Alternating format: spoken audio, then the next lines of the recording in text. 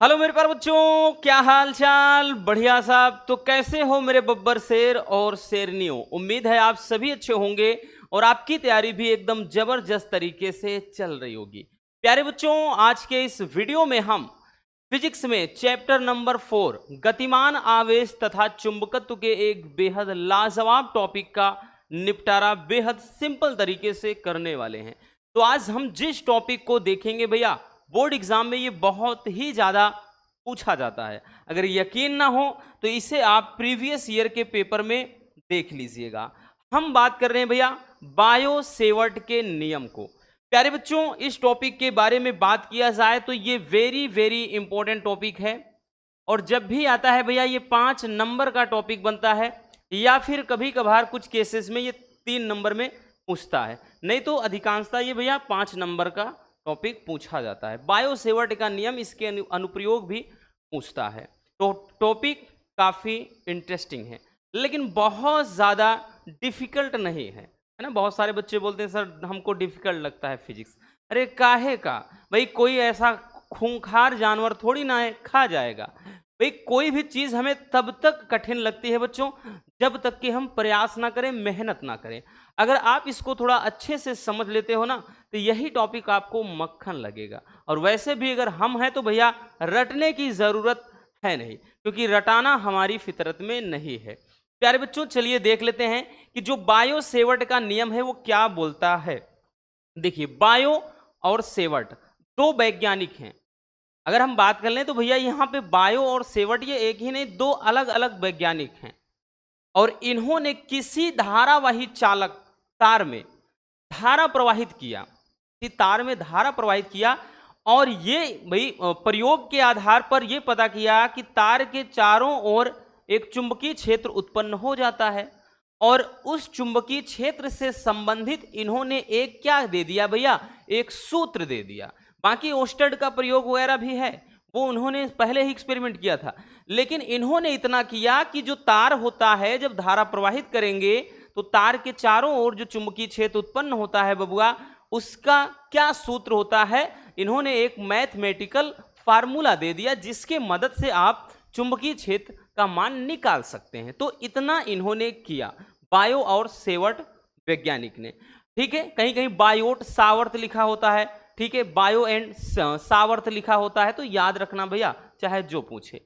तो लिखेंगे भैया, पहले आप थोड़ा सा बच्चों कुछ बातें हैं कि बायो तथा सेवर्ट नामक वैज्ञानिक ने किसी चालक के चारों ओर उत्पन्न चुंबकीय क्षेत्र से संबंधित एक नियम प्रस्तुत किया। हमने बताया ना, इन्होंने तार में धारा प्रवाहित किया, फिर तार के चारों ओर एक चुंबकीय क्षेत्र उत्पन्न हो जाता है, तो उससे संबंधित एक नियम इन्होंने दे दिया जिसे अपन क्या कहते हैं भैया, बायो सेवर्ट नियम कहते हैं।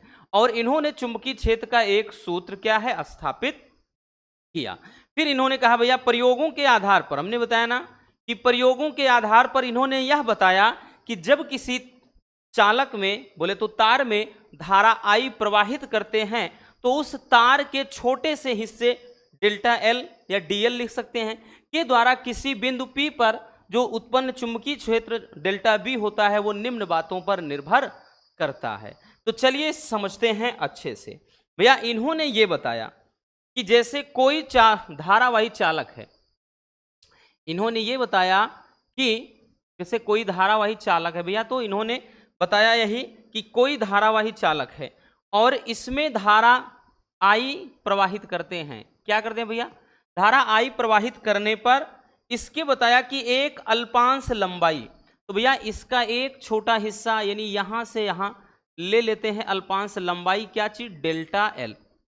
ठीक है, या इसको अपन डी एल भी लिख सकते हैं, तो इसके बारे में ज्यादा मत सोचिएगा, डेल्टा एल लिखिए या डी एल। तो एक अल्पांश लंबाई के कारण किसी बिंदु, कहां पे भैया, किसी बिंदु पी पर, तो भैया इससे अल्पांश लंबाई के कारण हम मान लेते हैं इससे तार से दूर कहीं एक बिंदु क्या है, पी है। इस बिंदु पी पर ही इन्होंने बताया भैया कितना चुंबकीय क्षेत्र होगा, जो डेल्टा बी। अब डेल्टा बी क्यों, क्योंकि छोटे से खंड के द्वारा, इस पूरे तार के द्वारा नहीं निकालेंगे भैया, छोटे से यानी इस छोटे से तार के खंड के द्वारा छोटा चुंबकीय क्षेत्र उत्पन्न होगा, इसलिए डेल्टा बी लिख लिया। ठीक है, यहां पर। और भैया इसके बीच की जो डिस्टेंस है ना बबुआ, वो क्या है बच्चों, तो आर है। जो इसके बीच की दूरी है, इसके बीच की जो दूरी है भैया वो क्या है, तो इसके बीच की दूरी आर है, आर दूरी पर। और ये जो भैया बिंदु P है वो डेल्टा L के सापेक्ष यहां पे बात कर लें तो भैया इसके साथ जो कोण बनाता है वो थीटा कोण है। आई बात समझ में बबुआ, इतनी सी बात समझना है, ठीक है। क्योंकि यहां पे जो कुछ लिखा है ये भैया बायो और सेवट ने यही बताया है कि प्रयोगों के आधार पर इन्होंने ये बात पता लगाई कि जब किसी तार में हम धारा आई प्रवाहित कर लें, तो भैया यहां पे आपने देखा बच्चों कि हमने तार में धारा आई प्रवाहित किया, तो इन्होंने फिर बताया कि चालक के अल्पांश लंबाई डेल्टा एल के द्वारा, तो यहां पर आप देखिए चालक की जो अल्पांश लंबाई है डेल्टा एल के द्वारा इन्होंने बताया किसी बिंदु P पर, ध्यान से देखिएगा, इन्होंने ये बताया भैया कि किसी बिंदु यहां पे देखिए P पर, ठीक, P पर उत्पन्न जो चुंबकीय क्षेत्र डेल्टा बी है वो निम्न बातों पर निर्भर करता है। तो भैया उत्पन्न यहां पर जो चुंबकीय क्षेत्र डेल्टा बी है, ठीक, वो निम्न बातों पर निर्भर करता है।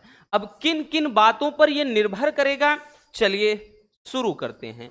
पहला भैया ध्यान देना, पहली बात इन्होंने ये बताया कि जो चुंबकीय क्षेत्र डेल्टा बी होगा वो डेल्टा एल, मतलब पहले यूं कह ले धारा के, तो पहले धारा के समानुपाती होता है, ठीक। तो यहां पर लिखेंगे भैया सबसे पहले कि चुंबकीय क्षेत्र हाथ जो डेल्टा बी है भैया वो चालक में प्रवाहित धारा के समानुपाती होता है, ठीक। अर्थात भैया अगर हम बात कर लें जो डेल्टा बी होगा वो प्रोपोर्शनल किसके, आई के। इक्वेशन नंबर 1 क्या हो गया भैया, समीकरण 1 हो गया, ठीक है। दूसरी बात बच्चों, दूसरा चीज ये इन्होंने बताया जो चुंबकीय क्षेत्र बी है वो अल्पांश लंबाई डेल्टा एल के भी समानुपाती होता। आपने हाई स्कूल में भी पढ़ा होगा, नहीं पढ़ा है तो डोंट वरी, यहां तो क्लियर हो ही जाएगा। दूसरी बात बताया भैया कि जो चुंबकीय क्षेत्र होता है ना रसगुल्लों, बोले तो डेल्टा बी या डीबी बोलिए, वो किसके, तो वो अल्पांश लंबाई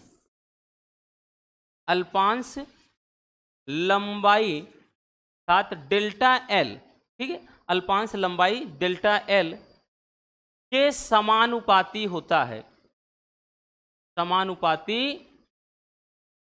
है, ठीक है। तो दूसरी बात ये इन्होंने बताई कि जो डेल्टा बी है ना वो किसके प्रोपोर्शनल है, डेल्टा एल के। इसको अपन इक्वेशन नंबर 2 दे देते हैं, समीकरण 2 हो गया ना बबुआ।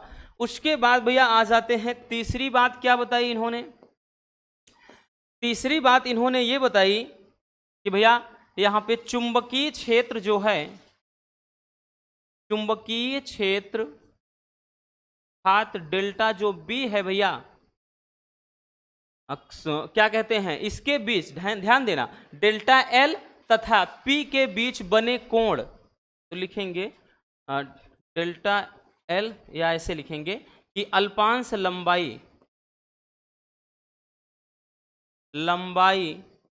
तथा बिंदु P के बीच बने कोण की ज्या के समानुपाती होता है, ठीक है। मतलब ये होता है कि भैया जो डेल्टा बी होगा बच्चों वो किसके अनुक्रमानुपाती है, साइन थीटा के। इक्वेशन नंबर 3 हो गया बच्चों। अब एक और है यहां पे, अगला यह है कि जो चुंबकीय क्षेत्र बी है ना भैया वो दूरी यानी इसके बीच अल्पांश लंबाई और पी के बीच की दूरी के वर्ग के व्युत्क्रमानुपाती होता है। तो लिखेंगे चुंबकीय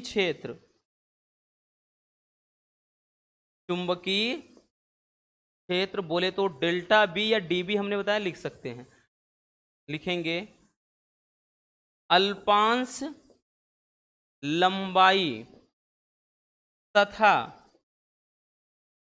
बिंदु P के बीच की दूरी के वर्ग के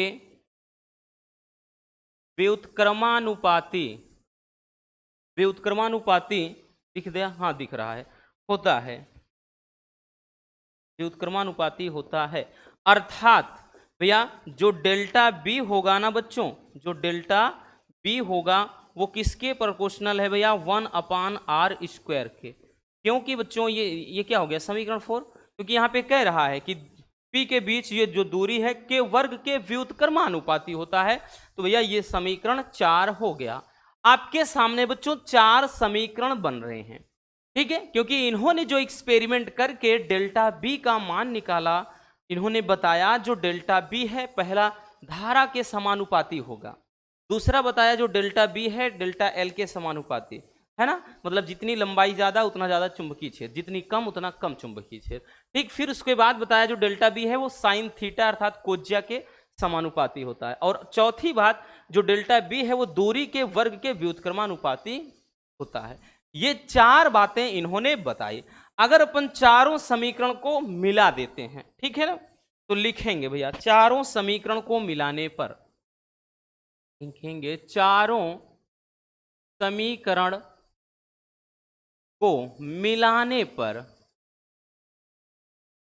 तो भैया चारों समीकरण को अपन जब मिला देते हैं तो डेल्टा बी बराबर, सॉरी मतलब ये अनुक्रमानुपाती है, पहला धारा के था, डेल्टा एल था, साइन थीटा था, और नीचे भैया r², ये हो जाता है। चारों समीकरण को मिला देंगे तो ठीक है ना, क्योंकि यहां पे देख सकते हैं आई है डेल्टा एल है साइन थीटा है और नीचे r² है, तो भैया वही चीज किया है, आई है डेल्टा एल है साइन थीटा और नीचे r², या फिर इसको डेल्टा बी बराबर लिखेंगे जब करेंगे तो आई डेल्टा एल साइन थीटा और एक मिनट, मतलब ये जब डेल्टा बी लिखेंगे बराबर करके तो कांस्टेंट यहां पे लग जाएगा, ये आई हो जाएगा delta L sine theta upon r², ठीक है।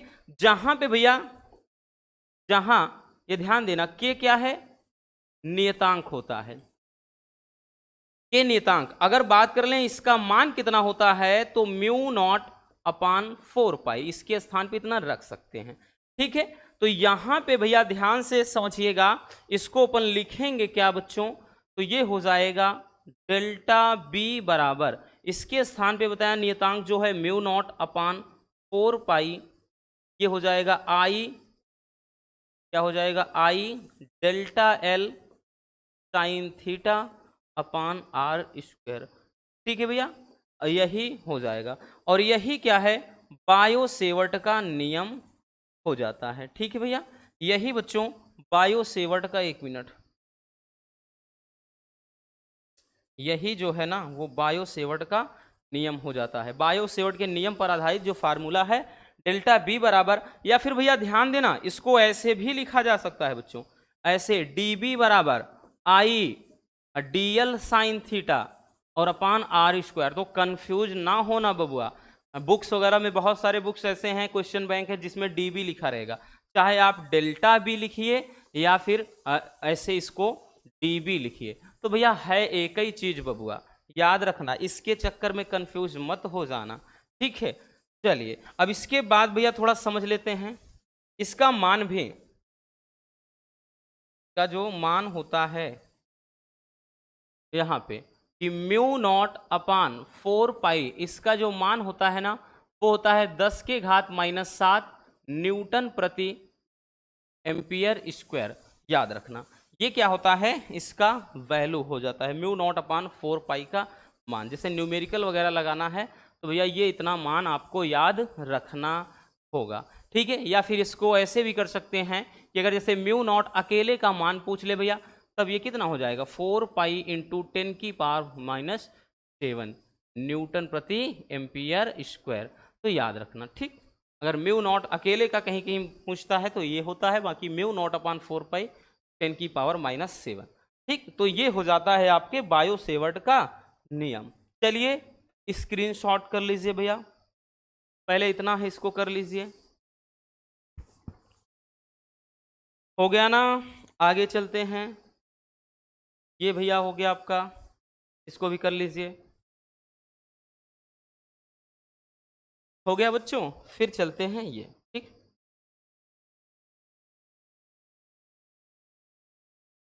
हो गया। क्योंकि बहुत सारे बच्चे शिकायत करते हैं सर स्क्रीनशॉट करने का मौका दे दो, हर वीडियो में हम देते हैं, है ना, हर वीडियो में आपको हम स्क्रीनशॉट करने का मौका देते हैं ताकि आपको भी नोट्स बनाने में आसानी हो। लेकिन बहुत सारे बच्चे तो बहुत कलाकार होते हैं, स्क्रीनशॉट केवल ये क्या कहते हैं, स्क्रीनशॉट मार के फ़ोन में ही रखे रहते हैं। अरे ऐसे काम नहीं चलेगा, आप सोच रहे हो मेहनत ना करो, सब कुछ आपको पका पकाया मिल जाए तो पॉसिबल नहीं है भैया, मेहनत करना पड़ेगा, आपको नोट्स बनाना पड़ेगा, इन सब के पीछे भैया मेहनत करनी पड़ेगी। तो बस आज के इस वीडियो में इतना ही, उम्मीद है ये टॉपिक आप सबको अच्छे से समझ में आ गया होगा। मिलते हैं नेक्स्ट वीडियो में किसी मज़ेदार टॉपिक के साथ। Love you, bye bye, take care. और हाँ, एक प्यारा सा कमेंट बॉक्स में छोड़ दीजिएगा।